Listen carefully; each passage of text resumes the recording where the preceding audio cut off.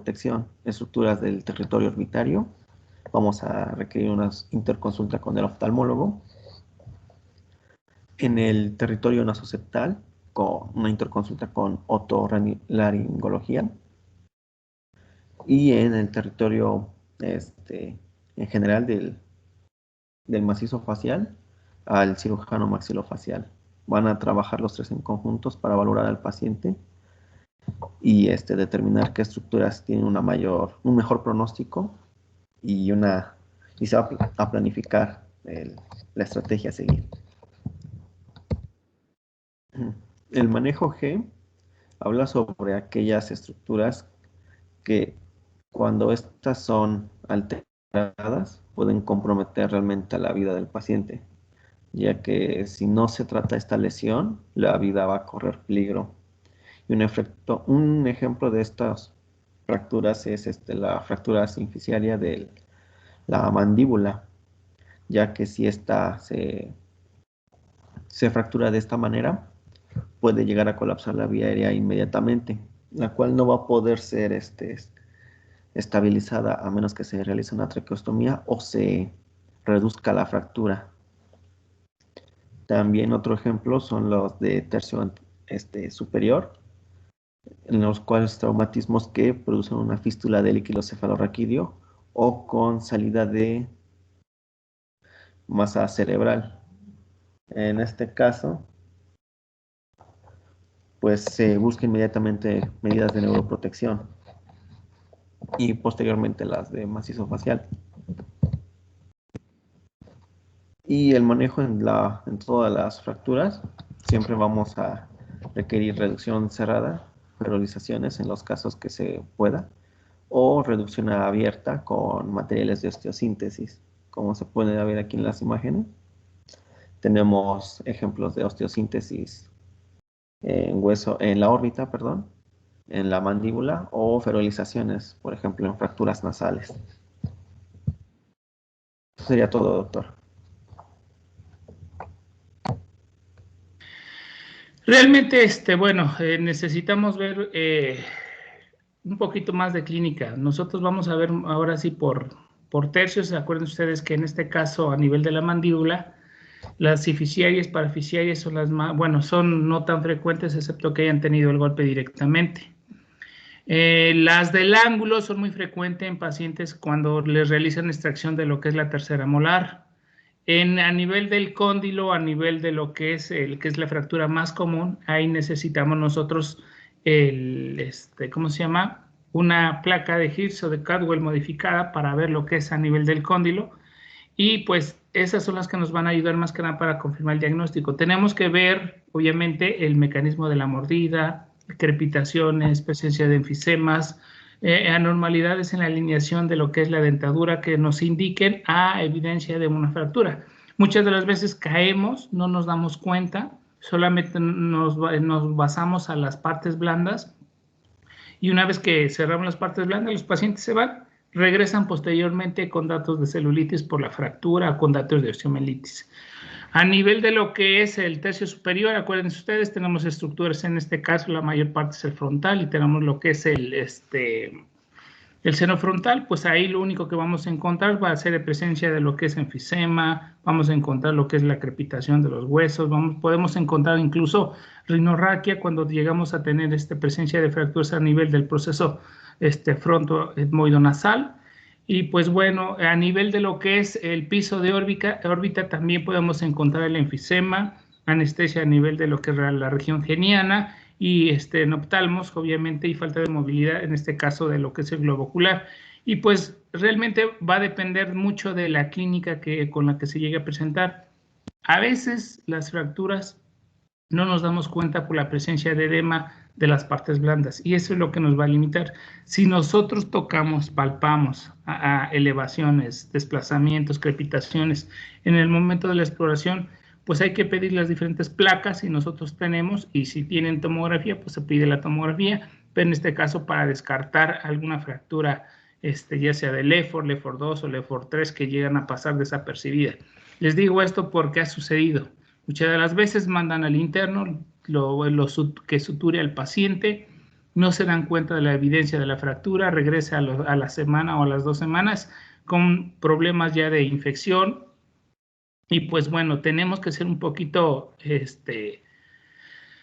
pensar más que nada ante una evidencia de una fractura.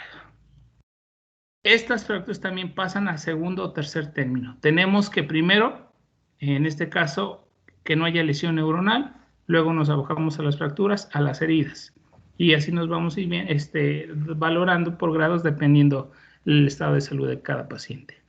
Y pues realmente este trabajo realmente es del maxilo, y pues ellos se encargan de tratar de realizar todo lo que más se pueda la reconstrucción.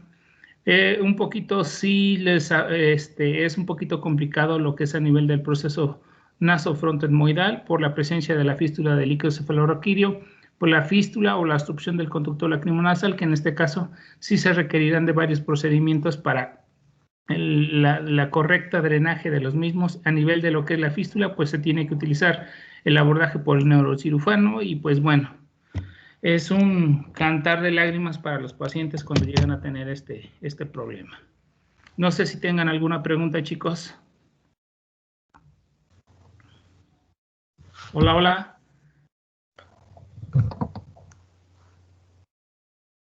Y los del tema, ¿alguna pregunta que tengan?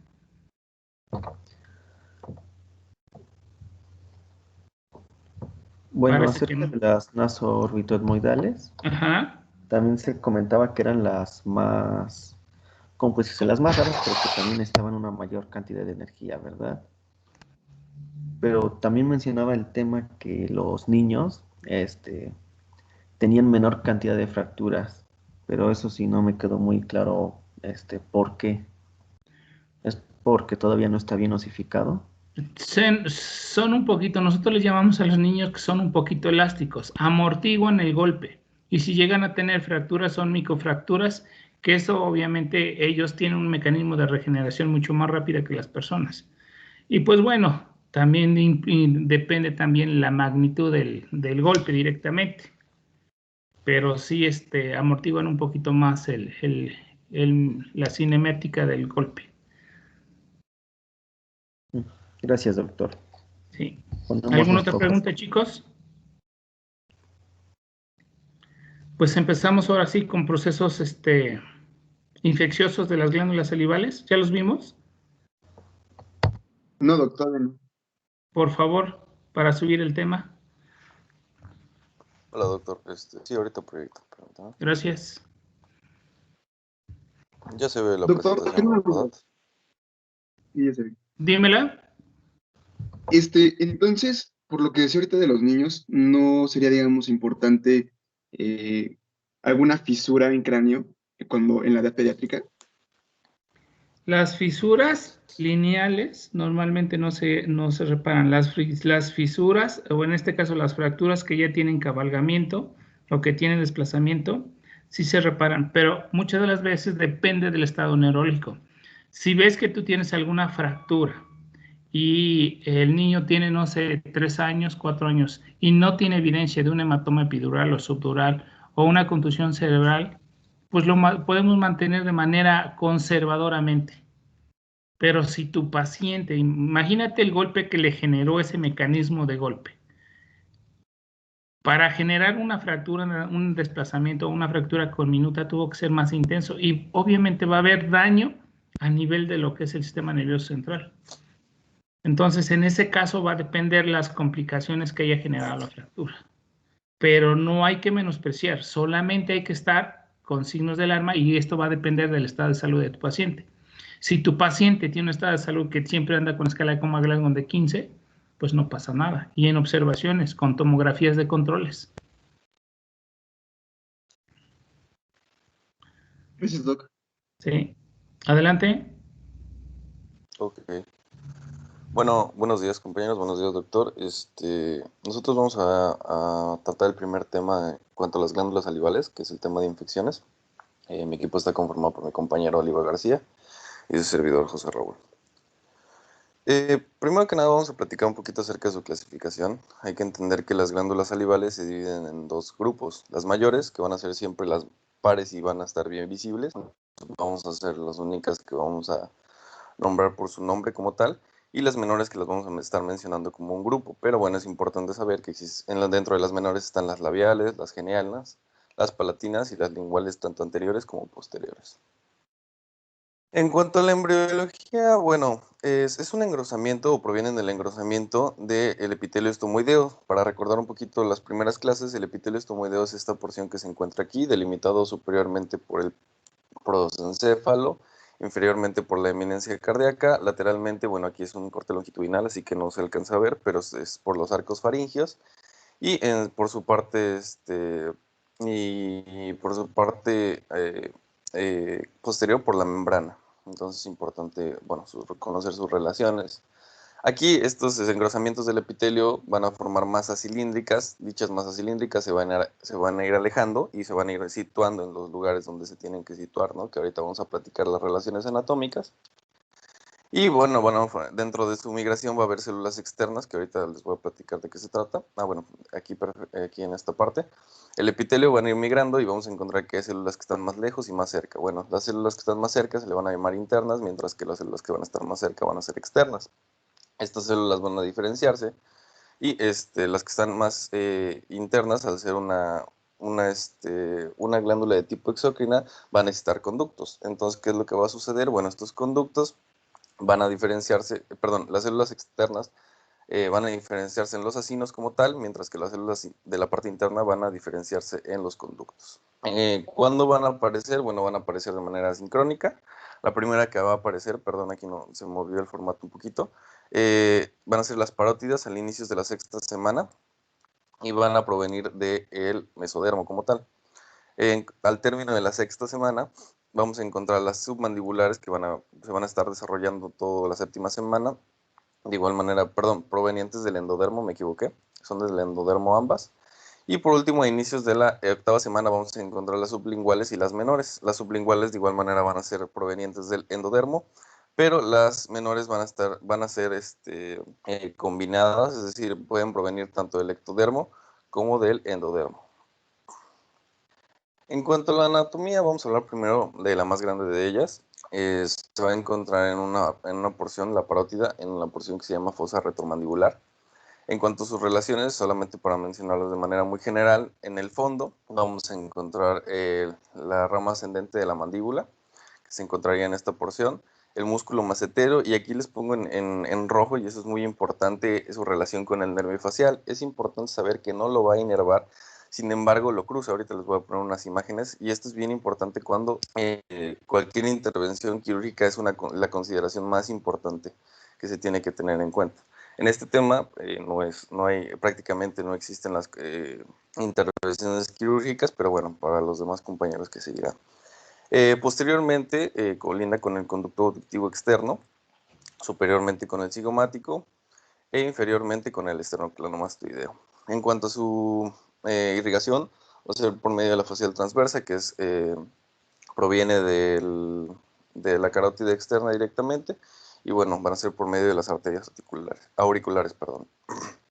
Esto es un corte longitudinal de la glándula para que vean cómo se encuentra realmente el nervio facial, lo va a cruzar. De hecho, se sabe que entre más posteriores es más superficial, mientras que se va haciendo anterior, va haciéndose más profundo. Sin embargo, pues bueno, cualquier intervención quirúrgica a este nivel debe tenerse esta consideración muy importante. Ahora, en cuanto a su desembocadura, se van a unir todas las porciones de la glándula exócrina y se van a unir en el conducto de Stenon, que es donde va a desembocar en el segundo molar. En este caso es una imagen patológica, no se ve así. En este caso tenía una inflamación, pero es bastante, ¿cómo se llama? Ilustrativa. Entonces vean cómo es el segundo molar, que sería la última muela antes de las que conocemos como los terceros molares o muelas del juicio. Entonces ahí es donde va a desembocar, ¿no? Porque cualquier inflamación a este nivel nos podría sugerir algún tipo de afección. Ahora, en cuanto a su inervación, bueno, es algo complicada. De manera general debemos saber que esta es por el quinto par, por la rama mandibular del trigémino. Sin embargo, es más complicado que eso. Entonces, es importante, al ser una glándula, vamos a tener tiene que estar regulada principalmente por el sistema parasimpático.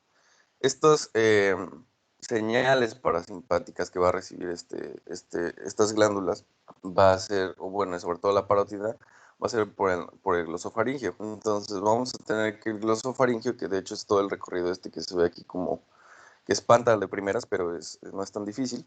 El glosofaringio, que va a hacer un sinapsis con el plexo timpánico, que a su vez se va a convertir en el nervio petroso menor, y en este va a convivir con el ganglio óptico. Es aquí donde llegaría entonces la porción mandibular del trigémino, y por eso es que se considera como tal el nervio que lo va a inervar va a ser el aurículo temporal, que se considera una rama insisto, de la porción mandibular del trigémino. Sin embargo, sí es bien importante que tomen en cuenta que el estímulo parasimpático va a provenir desde aquí, desde el glosofaringio. Para el submaxilar, bueno, sus relaciones, tanto inferiormente va a ser por medio del digástrico, que viene por esta partecita y está aquí en la parte trasera, y la mandíbula, el borde inferior de la mandíbula como tal. Se dice que está centrado en el cuello y posterior a él. El conducto por el que va a desembocar va a ser el conducto de Wharton, que va a ser va a subir ascendente, oblicuamente, ascendente, y va a desembocar en una porción que ahorita les voy a platicar. Les voy a ilustrar, ¿vale? Entonces, vamos a seguir. En cuanto a su irrigación, bueno, va a ser viene la carótida externa. De la carótida externa vamos a encontrar la arteria facial, y de ahí va a dar ramas, que son las ramas glandulares. Entonces no es tan difícil. En cuanto a la inervación, va a ser por el nervio lingual. El nervio lingual, de hecho, se va a encontrar medial a la glándula submandibular, y eso es importante, también es una de las consideraciones que se tiene que tener al momento de hacer cualquier tipo de intervención quirúrgica. Si bien la relación no es tan estrecha como el nervio facial en la parótida, sí es una consideración importante. Del nervio lingual vamos a encontrar las ramas ganglionares, entonces esas van a ser las que nos van a estar inervando a esta glándula. Después encontramos a la sublingual, que se va a encontrar en los 2/3 anteriores de la boca, y bueno, aquí está ilustrada. Va a tener a su vez conductos mayores y menores. Los de mayores también se conocen de Bartolino o Rinius, mientras que los menores van a ser de Walter. Entonces, estos son más o menos los que les platicaba respecto a cómo van a ir desembocando toda esta línea, que es la que está marcada como la 4. Vamos a encontrar que todas las glándulas de la sublingual como tal. Entonces, bueno, tengo una imagen más ilustrativa que ahorita les voy a platicar. En cuanto a la irrigación, es igual la arteria lingual y submentoniana, y la inervación es exactamente igual que la submaxilar. Sin embargo, esta no está tan en estrecha relación con a la hora de alguna intervención quirúrgica, es decir, puedes abordar por arriba en lugar de por abajo, como lo harías con la submandibular. Esta es la imagen que les platicaba respecto a la desembocadura de los conductos, que en este caso aquí encontramos todas las aberturas para la glándula sublingual, y aquí encontraríamos la abertura para la submandibular, que es el conducto, el de Wharton. Entonces, más o menos aquí es mucho más ilustrativa. En cuanto a los menores, bueno, vamos a encontrar que se encuentran a lo largo de toda la mucosa, son alrededor de 800, y se encuentran tanto en boca y en faringe. Entonces, bueno, solamente para tenerlo en cuenta. En cuanto a la histología, bueno, la histología es importante solamente hablar de qué tipo de glándulas son. Son tubuloacinares, obviamente van a contar con su acino, van a contar con un conducto acinar. Este conducto, de igual manera, va a servir para la reabsorción de electrolitos, y que ahorita vamos a ir comentando. Y después vamos a encontrar el conducto estriado, que bueno, va a ser el que va a sufrir la contracción para la salida del líquido, ¿no? Entonces tenemos las células de tipo acinar, las células de conducto intercalar, etcétera. Algo importante es que esta imagen se me hizo muy bonita, muy ilustrativa. Va a variar mucho, bueno, van a tener van a predominar diferentes tipos de secreción en cada una de las células, perdón, de las glándulas. Por ejemplo, en la parótida, si se dan cuenta, casi no encontramos células caliciformes, que son las que secretarían en este caso moco, ¿no? Ya que la mayoría de su secreción va a ser totalmente serosa. Mientras que la submandibular es casi prácticamente mitad y mitad. es principalmente serosa, sin embargo ya encontramos más células caliciformes, las cuales le van a dar esta secreción de tipo mucosa, y por último las sublinguales, que sí, estas van a ser predominantemente mucosas. Entonces, bueno, esto es para los que les gusta la histología, pues eso es importante mencionarlo. Esto es un poco acerca de las generalidades y diferencias en cuanto a la secreción de las glándulas. Solamente vean las tres, son túbulos acinares, como les había comentado.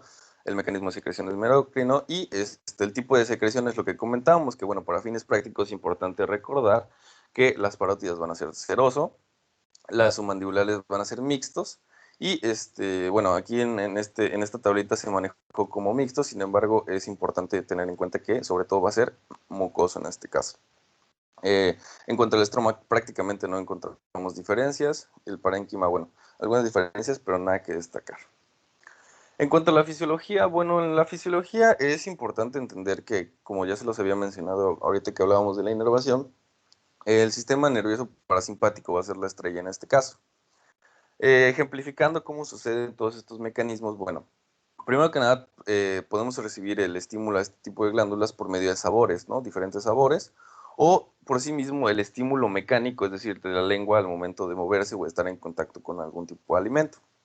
Esto se va a ir a los núcleos, a los núcleos, a los núcleos salivales. Estos núcleos salivales van a ser superior e inferior por medio del séptimo y del noveno par, obviamente respetando que uno es al medio del sabor y el otro va a ser mecánico.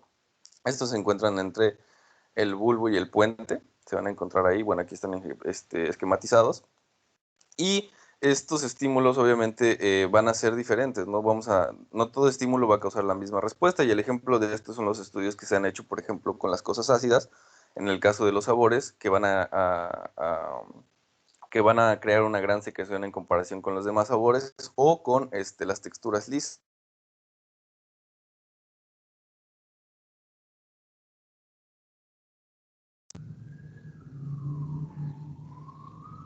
¿Qué fue? Sí, creo que lo sacaron. Sí, se escucha.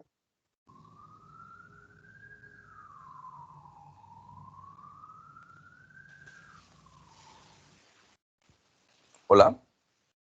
Hola. Es que me sacó algo la reunión. Perdón, ¿dónde se quedaron? En los núcleos salivales. Fue justo en los Ok. núcleos, Raúl. Perdón, compañeros. No te preocupes. Bueno, lo que les 28 de comentaba, los febrero. núcleos salivales que van a estar regulados por dos diferentes, diferentes pares craneales, y que obviamente no todos los estímulos van a causar la misma respuesta, ¿no? En este caso, la respuesta ácida va a causar una mayor respuesta, al igual que las texturas de tipo lisas, ¿no? Entonces, por si se preguntaban por qué las paletas eran lisas, pues esa es la razón, ¿no? Para estimular las glándulas salivales.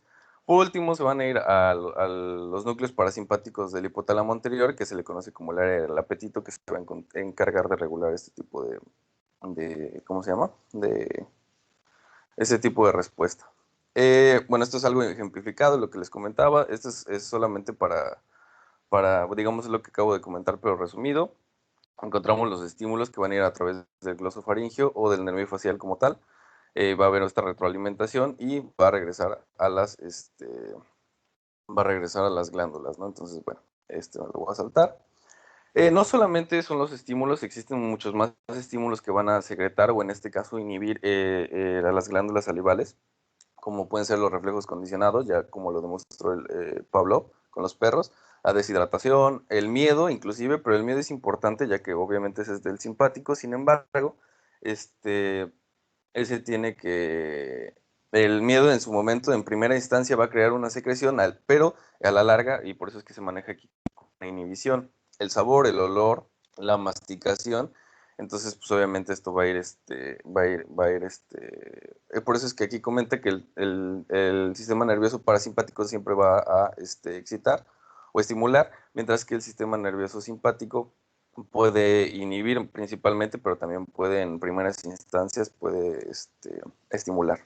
Obviamente todo este tipo de situaciones va a llegar al acino, y en el acino van a suceder varias cosas. Obviamente va a haber un incremento de saliva, va a haber un incremento del agua, las enzimas, el moco, sobre todo de la amilasa calicreína y la bradicinina, que esta a su vez va a dar una vasodilatación. Esta vasodilatación va a dar una retroalimentación positiva. La vasodilatación, de igual manera, al ser una glándula, pues va a causar que haya mayor secreción.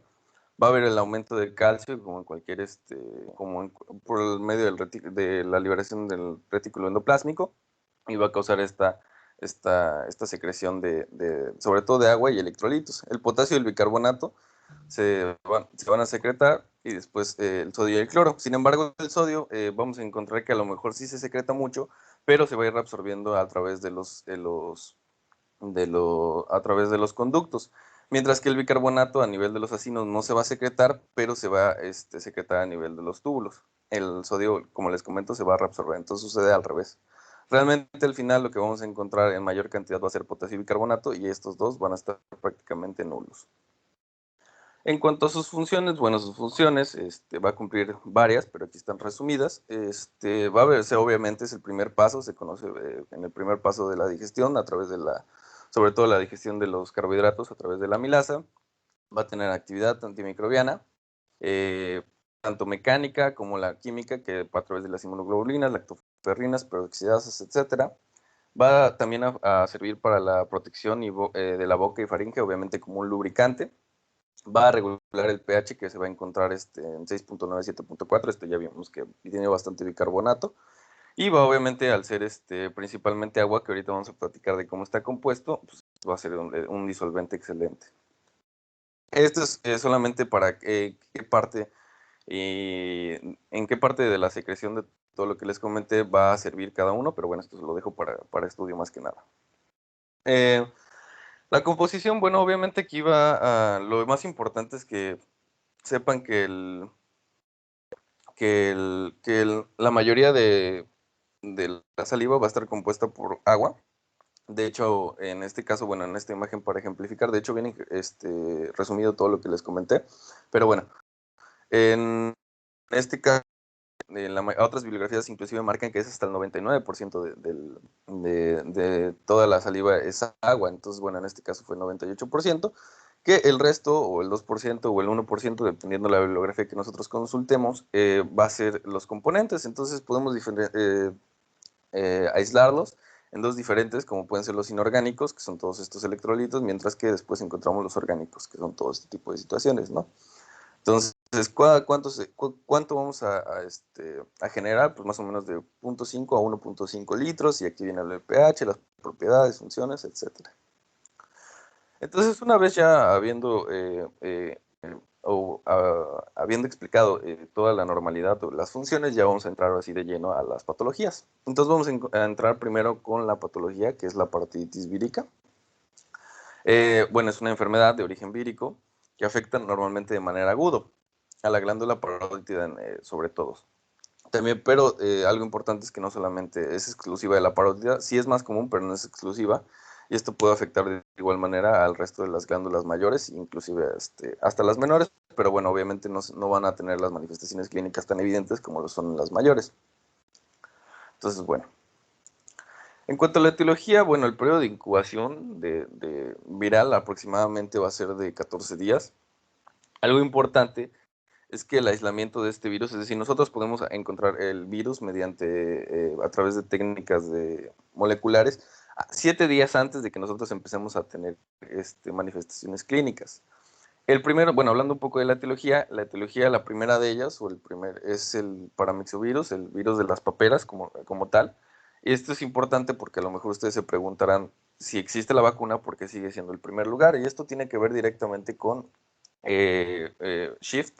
Acuérdense que paramyxovirus, como es el virus de la influenza, tienden a motear mucho. Entonces el virus de la papera no es la excepción, si bien no es tan evidente como el virus de la influenza, pero sí sigue siendo su primer lugar, a pesar de que tengamos aunque se tenga la vacuna, aunque también se ha visto que ha disminuido la gravedad de los cuadros. Entonces, bueno, por eso es importante. Después tenemos a Coxsackie, Eco, herpes, influenza, primo del virus de la paperas, citomegalovirus y el virus Epstein-Barr. Algo también importante es que el aislamiento del agente etiológico como tal también puede ser en 14 días posteriores, es decir, 7 días antes, 14 días, que va a ser lo que va a durar aproximadamente nuestro cuadro, y 14 días después. Entonces prácticamente sería un mes, una semana, por poner cantidades, en los cuales nosotros podríamos estar aislando el virus en el pacientito. En cuanto a la epidemiología, bueno, se ha visto que principalmente en niños, esto tiene que ver porque la transmisión es por medio de la saliva, y va a predominar en primavera y en invierno. Esto es un poco hablando un poquito de epidemiología. Esto es, digamos que, ¿cuál ha sido la situación que hemos encontrado? En este caso es para México, y bueno, este es a nivel mundial. El punto que quiero solamente tratar aquí es que no es una enfermedad que se haya, a pesar de que existe una vacuna, si bien ha disminuido muchísimo, y sobre todo las complicaciones que ahorita les voy a comentar, pues bueno, es una enfermedad que sigue latente, ¿no? O sea, que puede disminuir en parte, pero sigue habiendo este tipo de casos. El cuadro clínico, bueno, el cuadro clínico es bastante sencillo. El 25% de todos los pacientes que van a cursar con esta enfermedad van a ser subclínicos, es decir, que realmente pues ni se van a dar cuenta, ¿no? Que si a lo mejor tuvieron este tipo de síntomas, pero no hubo la clínica tan característica de esta enfermedad, como es el aumento de volumen parotidio, sobre todo. Entre otros, podemos encontrar que tenemos anorexia, fiebre o dinofagia, y este es importante, ¿no? Que es lo característico, que es el aumento de volumen parotidio, que es súbito, es decir, de la nada, se encuentran con este aumento de volumen, que normalmente suele ser bilateral en un 66%. Y de una semana, 3 días, 7 días, empieza a disminuir por sí solo. Se autolimita esta enfermedad. Al ser un virus, se autolimita. Entonces, bueno, ustedes encontrarán que a lo mejor preguntándole a sus abuelitos, ustedes de repente estaban comiendo, de repente estaban bien, se fueron y regresan y están así. Entonces, sí es como, o sea, sí es muy, muy súbito el cuadro. Entonces, bueno, es importante que lo tengan, y esto nos llevaría a que el diagnóstico es eminentemente clínico, ¿no? O sea, realmente pues es bastante notorio el tipo de cuadro por este aumento de masa, ¿no? El problema sería a lo mejor el problema aquí sería si tuviera cursara con una variedad subclínica, pero bueno, en este caso les vuelvo a comentar, es eminentemente clínico. Los laboratorios, bueno, se pueden solicitar una biometría hemática, que bueno, lo único que en este caso sería como compatible con el cuadro sería la linfocitosis, pero pues realmente no es como muy importante, solamente aquí sería clínico. Y esto pues obviamente nos llevaría al tratamiento. El tratamiento pues el sintomático es el que se va a tratar, obviamente, y es una enfermedad autolimitada. Entonces nosotros solamente pues le tenemos que bajar la fiebre, etcétera. Entonces, ¿qué es lo más importante de todo este cuadro? No es ni el tratamiento ni el diagnóstico, simplemente conocerlos. Es las complicaciones. Sí hay que tener bien en cuenta, debido por el tropismo celular que tiene este tipo de virus, podemos encontrar la orquitis, la afectación al sistema nervioso central con una meningitis, y la pancreatitis, ¿no? Porque este virus suele causarlos.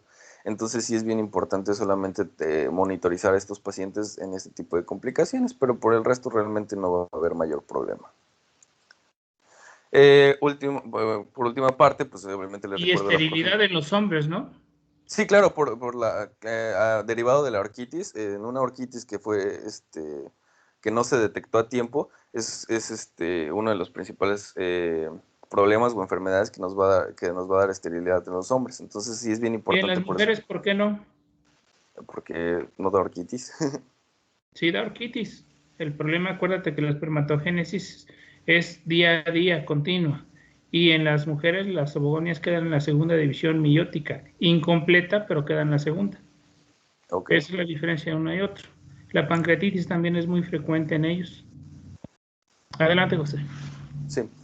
Sí, entonces sobre todo les vuelvo a comentar. Ya sé que parezco disco rayado, pero sí, esto sí es como lo más importante que ustedes se tienen que tener en cuenta a la hora de evaluar a estos pacientes, el seguimiento, ¿no? Entonces a lo mejor pues sí se tienen que evaluar en este caso, o decirle por lo menos a los cuidadores principales que estén viendo los genitales, sobre todo de los varones, en este caso porque es mucho más notorio, para evaluar un tipo de bronquitis, un cambio de coloración a nivel testicular, etcétera, la afección al sistema nervioso, pues obviamente los cambios en la conducta y la pancreatitis, ¿no? Que es bien importante.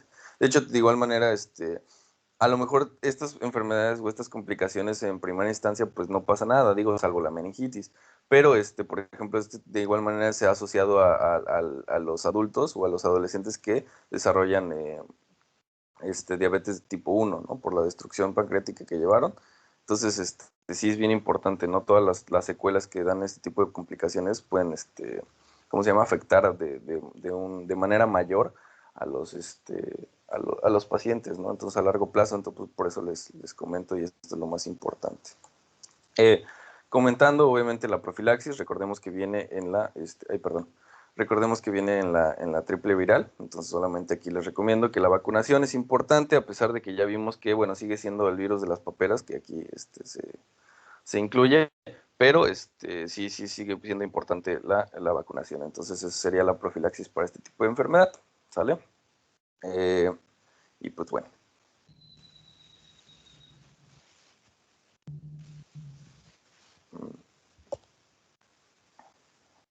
Daniel.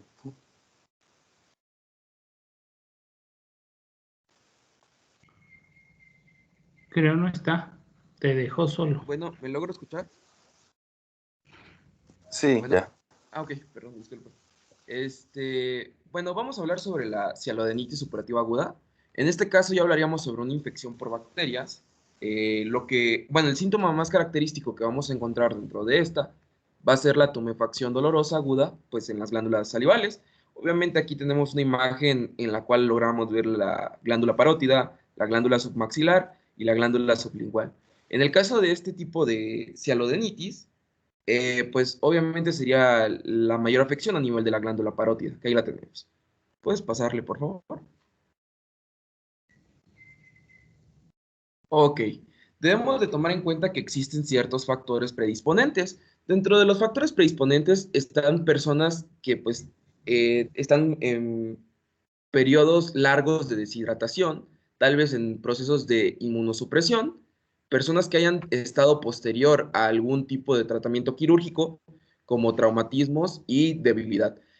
Obviamente, dentro de esta incidencia, estos pacientes tienen que estar correlacionados con estos factores predisponentes, como serían en individuos posoperados, como lo tenemos en la parte inferior, personas ya de edad avanzada debido a la inmunosupresión, también que podría ser, y obviamente porque tienen un sistema inmune con menor función a la que tendría una persona, de nuestra edad, una persona joven, vaya, y también en pacientes que estén sujetos a quimioterapia o radiación, porque por lo mismo el sistema inmune también se encuentra disminuido. ¿Vale? ¿Puedes pasarle, por favor? Ok, ahora vamos a hablar tantito de la etiología. Dentro de los agentes más importantes que vamos a encontrar son los que se encuentran en la parte de arriba, como sería Staphylococcus aureus, Streptococcus pneumoniae, Piógenes y Viridans, igual Escherichia coli y Haemophilus influenza. Ahora, en otros casos en donde ya la enfermedad se vuelve de manera crónica o, por ejemplo, son pacientes que se encuentran hospitalizados, tendríamos, por ejemplo, a Klebsiella, Enterobacter, Pseudomonas y Candida. Estos serían en sí los agentes más importantes, aunque tomando en cuenta son los de la parte de arriba. ¿Puedes pasarle, por favor? Ahora sí vamos a hablar un poquito sobre la fisiopata. Lo primero que tendríamos, hay que tomar en cuenta que existen 3 rubros por los cuales se genera esta patología.